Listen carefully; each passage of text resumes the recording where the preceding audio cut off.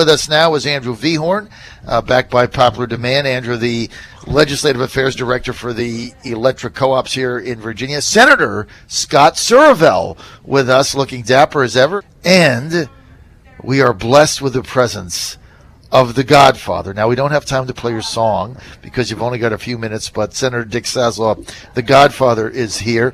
Also looking dapper today. Thank you, John. Let's get your microphone there. All right, so look, crossover's gone by. I want to start, though, national politics. I know you only got a couple minutes. General Flynn resigning yesterday after allegedly telling the vice president maybe something that was not accurate, having this conversation on the phone with the Russian ambassador. Well, he was a private citizen. That violates the Logan Act. This decision looked like it was formulating for a couple of weeks. Finally, Flynn resigns yesterday. What do you make of this whole thing? Well, he did the right thing. I saw a thing in the paper that said he would be subject to extortion. I don't know about that, but as you correctly pointed out, you have the Logan Law, which prohibits private citizens from interfering in official foreign relations. So, it's a problem that you could have predicted. President Trump's brought in a lot of people who have no experience or very little in the operation.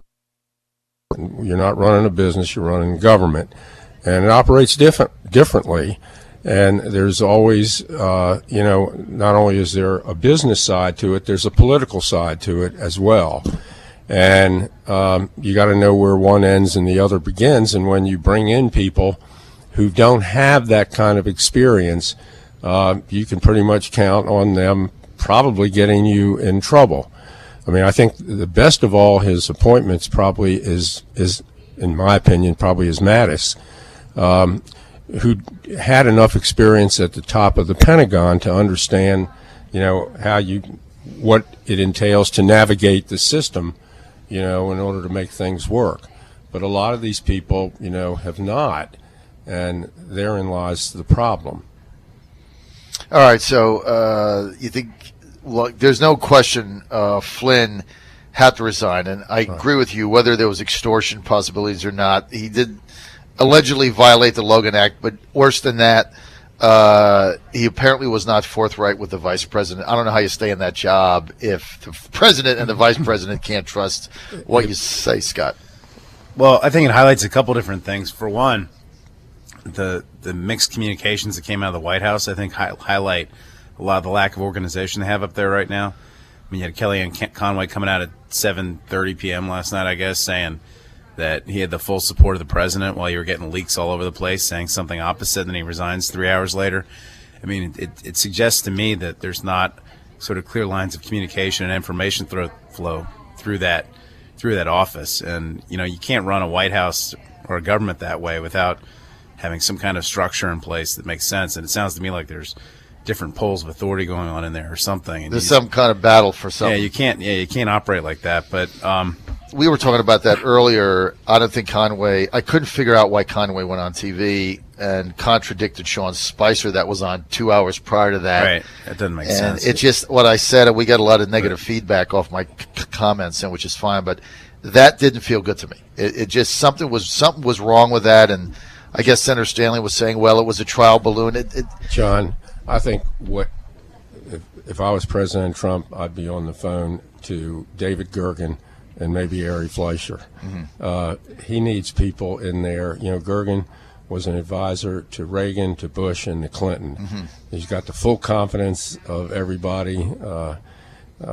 He knows the government inside and out. He's trusted by everyone. Ari Fleischer, was Bush's press secretary. Mm-hmm. He needs to get people in there who know how it works. Mm-hmm. And this is almost predictable. Mm-hmm. that a lot of these people are having trouble shifting from campaign mode into the governing mode. Mm-hmm. And the campaign mode is great during campaigns, but it doesn't work real well once you get into the governing mode, because now you can't blame anybody. It's now on your watch. And Gergen probably is the most experienced person, within 100 miles of D.C., and it could probably bring the stability that they need. The other thing, John, I think this episode, I think, just threw a sort of Molotov cocktail right in the middle of the whole Russia discussion. And I was watching Morning Joe this morning, and all I heard on there was about how this just raises even more questions about what was going on with Russia and that campaign, and it just sort of adds fuel to the fire, the investigation going on right now, because the one thing that doesn't make a whole lot of sense about the president's foreign policy discussion is he seems to be sort of antagonistic towards every single country out there except for Russia. Right. Yeah, he talks tough about all these different countries, but for Russia, it's always been like, yeah, they're okay. And this talk about Flynn having, the Russians having something on Flynn or whatever, and having something on Trump, this all sort of adds smoke. And I think FBI and all these other guys in these Senate committees might even dig further on this. Not helpful, so, right? No, it's not helpful at all. Yeah. All right, let's get to Virginia business. Last week, Terry McAuliffe on our show, Governor McAuliffe, saying challenging Chap Peterson to get a bill on his desk because the clock has run out, challenging Chap Peterson to get his bill on his desk to repeal the Frank Wagner 2015 Dominion power rate compromise. Chap Peterson shocked by that. The clock ran out on him. There's not an amendment that's germane, so that's going nowhere. What was that about? And Senator, are you in favor of repealing the Wagner 2015 Dominion rate compromise? Which senator are you looking at? Senator Saslaw. Well, in fact, the rates have gone down, since that bill passed. And you can sit there and say, well, they're going to earn this and they're going to earn that, but you have no proof of that. The last review they had overcharge of approximately $19 million, which came to about $6 a household, spread out over 2 years. And Dominion, the numbers that are being floated now, Dominion's never heard of. They've never had anything remotely close to that. And the testimony we had yesterday on one of the bills, that Terry Kilgore's bill before us, the woman in one breath is saying that 2 of their nuclear power plants are on a distress list by FERC, but Dominion shouldn't be able to fix that and then charge them off to the general public. One of the reasons that we have the cheapest residential rates probably on the East Coast or close to it. I mean, at it was 106 per house. Now it's down about 104. Is because Dominion went nuclear in the 70s and built those plants, and at 40-some% of their energy that they generate comes from nuclear power. Mm-hmm. And as a result, now they're starting to get up there in age, but as a result, our rates are amongst the cheapest. I was involved in the deregulation bill back in 1998, and we had to go back to re-regulation because Dominion's rates were so cheap that nobody could come in and compete with them, as contrasted to New Hampshire, where the rates dropped dramatically because they were the highest, in the whole region. So people could come in and set up generating facilities and compete with them. Couldn't do that here because Dominion's rates were so cheap. And I got to tell you, I have not gotten any complaints about, the utilities, the electric utilities are that high. And the reason is because on the East Coast, we have amongst the cheapest rates, both commercial and industrial. Mm-hmm.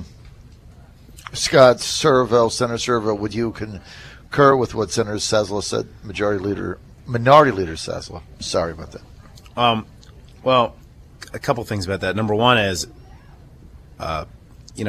if the Clean Power Plan is modified, I think we ought to relook at that. But I think it's way oversimplistic to say that, to pass a law that says if the Clean Power Plan is repealed, we're going to repeal something else. If the experience with Obamacare so far has proven anything, they're not going to full-on repeal Obamacare. They're going to maybe take some pieces and parts of it and make it's going to go away. And if the Clean Power Plan is gone after, I think it's going to be the same thing. And I don't know how you set a trigger to say when the Clean Power Plan is repealed, when only pieces of it might go, or we don't know where it's going to go. And to unwind So all that. you wouldn't be in favor of changing the deal that got made in 2015? I think we need to look at it based on what happens when it happens, but I don't think we just say that if something happens in the future, we're going to repeal a whole section of law. I think that's oversimplistic. And wasn't the deal made when Senator Wagner compromised this and you both voted for it?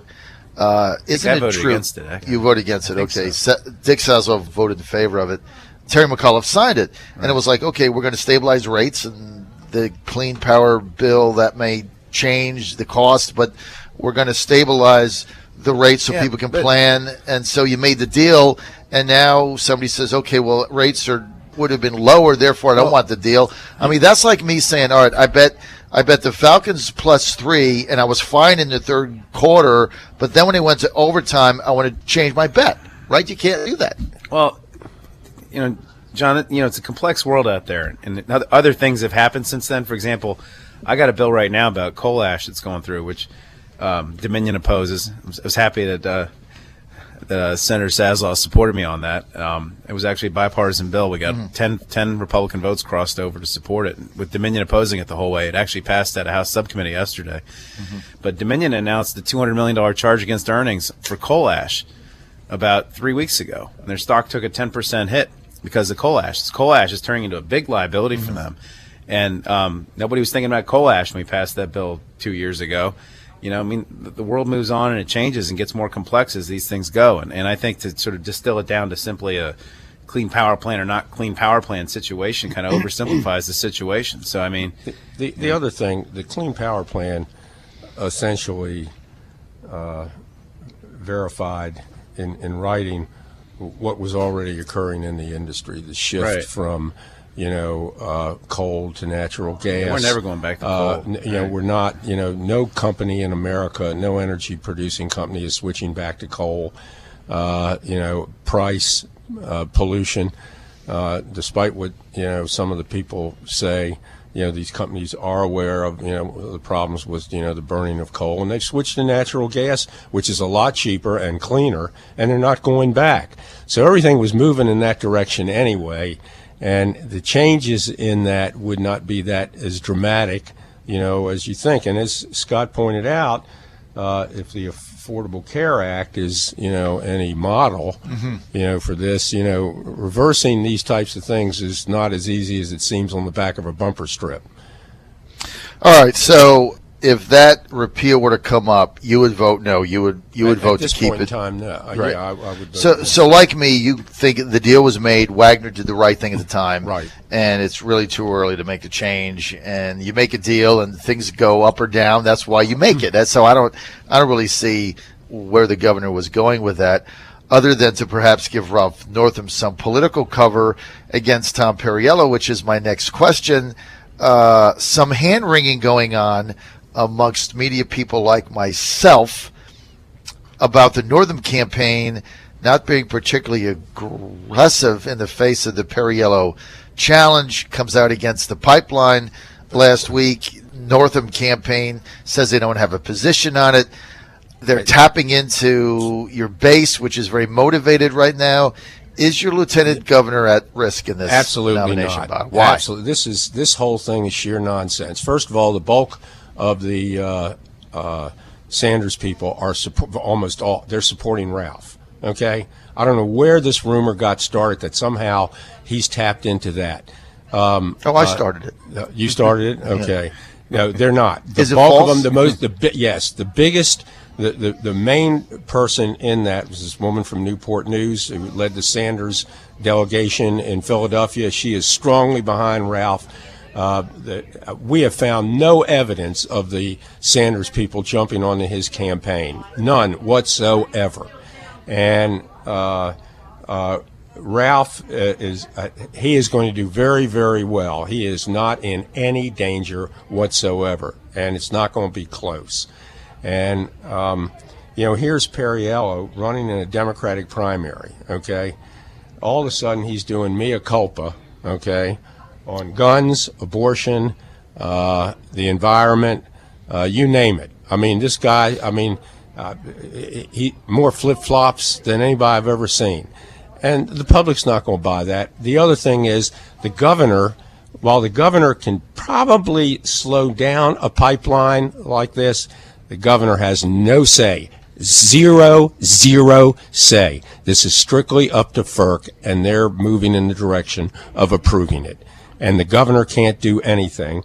And, as far as I can see, Perriello is relying on, the hope that, the people who he hopes to attract don't know this. Okay, but he did have a press conference, and he did try to make hay with it and said he was opposed to the pipeline, which...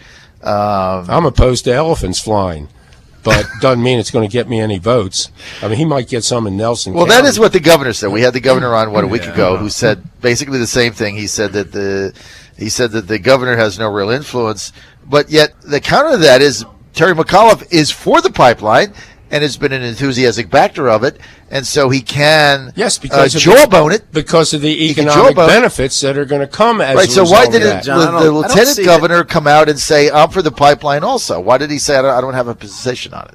Well, it wouldn't have mattered whether he had one or not. He can't do anything about it. Well, then why did the governor? I don't have a position on whether the sun will come up tomorrow. But even if I did, what could I do about it?